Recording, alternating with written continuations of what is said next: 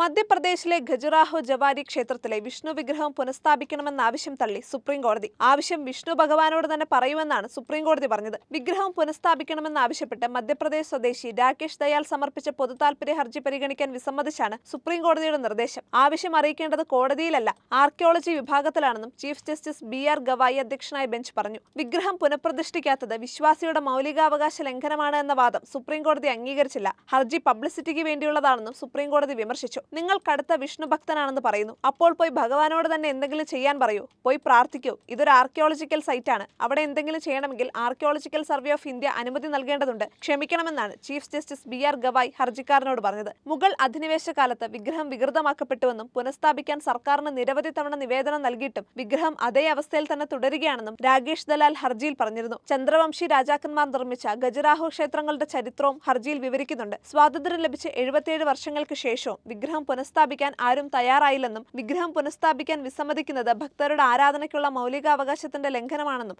ഹർജിക്കാരൻ വാദിച്ചു.